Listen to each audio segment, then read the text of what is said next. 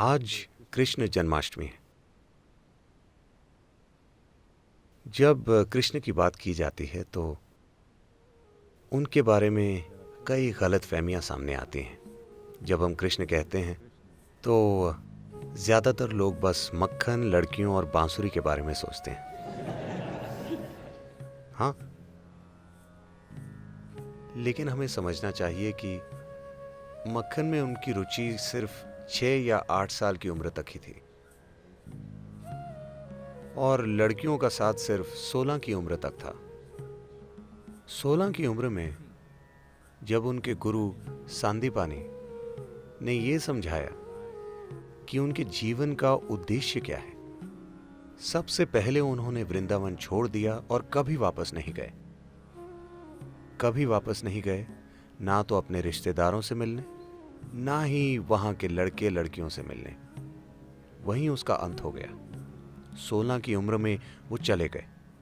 जब वो जा रहे थे, आज जब हम कृष्ण कहते हैं तो हम राधे कृष्ण कहते हैं। राधे कृष्ण से पहले आती, क्योंकि उनका प्रेम, उनकी करीबी, उनकी प्रेम लीला ने इस उपमहाद्वीप की पूरी संस्कृति की कल्पना में इस तरह जगह पाई है कि हम कृष्ण राधे नहीं कहते, हम राधे कृष्ण कहते हैं। लेकिन 16 की उम्र में उन्होंने राधे को आखिरी बार देखा और फिर कभी नहीं देखा। और 16 की उम्र में जब वो जा रहे थे, वो बोले, मैं ये बांसुरी तुम्हारे लिए बजाता हूं, अब मैं जा रहा हूं और वापस नहीं आऊंगा। तो तुम्हें एक भेंट के रूप में, क्योंकि तुमसे इतना प्रेम है, मैं ये बांसुरी तुम्हें देता हूं और अब कभी बांसुरी नहीं बजाऊंगा। और उन्होंने नहीं बजाई। उसके बाद राधा ने बांसुरी बजाई। उन्होंने 16 की उम्र के बाद कभी नहीं बजाई।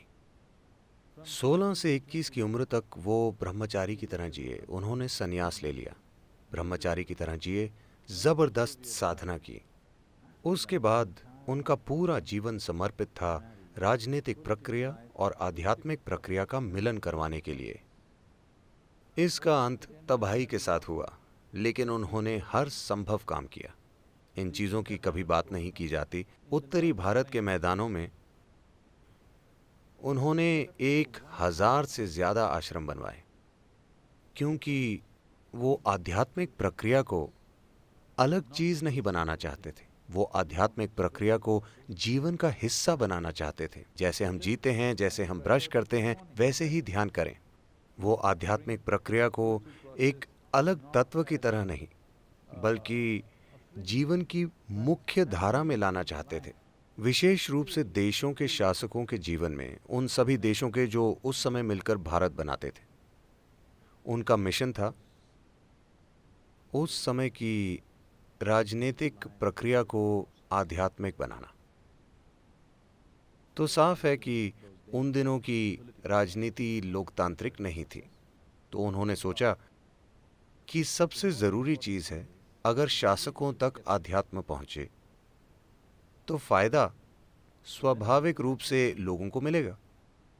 जो लोग दूसरे लोगों के जीवन को संभालते हैं, जैसे राजा या प्रधानमंत्री या आज के राष्ट्रपति या किसी कंपनी के सीईओ, क्योंकि उनके नीचे लाखों लोग काम करते हैं।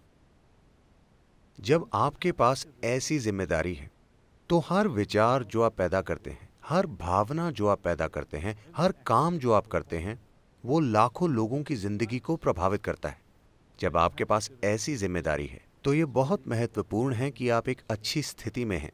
आप क्या सोचते हैं, क्या महसूस करते हैं, वो एक ऐसे भीतरी स्थान से आना चाहिए जो लोगों की खुशहाली के लिए काम करे। अगर मैं एक सीमित नजरिए से जीवन को देखता हूँ तो हर विचार जो मैं पैदा करता हूँ, हर भावना जो मेरे अंदर है, उससे लोगों का जीवन बर्बाद होगा।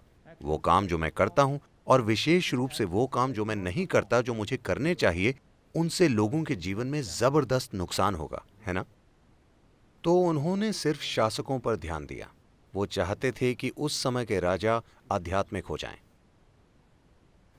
दुर्भाग्य से इसका अंत तबाही के साथ हुआ, कुरुक्षेत्र की तबाही। एक भयंकर युद्ध जिसमें पुरुषों की एक पूरी पीढ़ी खत्म हो गई। पर फिर भी हम उनकी पूजा करते हैं। हर वो चीज जो वो रचना चाहते थे वो असफल हो गई कुरुक्षेत्र युद्ध के साथ। एक चीज जो उन्होंने हर हाल में रोकने की कोशिश की वो था ये युद्ध, लेकिन सबसे भयंकर युद्ध हुआ और वो खुद, उनके अपने परिजन आपस में लड़े और एक दूसरे को मारा। पर हम उन्हें भगवान कहते हैं क्योंकि इस सब के बीच वो आनंदित थे, वो अछूते थे। एक भयंकर सच्चाई, एक भयंकर नाटक से जो उनके आसपास हो रहा था, पर फिर भी अछूते। इसीलिए हम उन्हें भगवान कहते हैं। ये आप भी कर सकते हैं, है ना? आप दुनिया में सबसे सफल बनेंगे या नहीं, ये कई सच्चाइयों पर निर्भर है। पर क्या आप एक सफल मनुष्य हैं? मतलब आप अपना जीवन जागरूक होकर चला सकते हैं, या जब जीवन आपको परेशान करेगा तो आप एक जानवर बन जाएंगे? यही सवाल है। अगर ये एक सवाल आप सफलता से संभाल लेते हैं तो हम आपको भी भगवान कहेंगे। हाँ,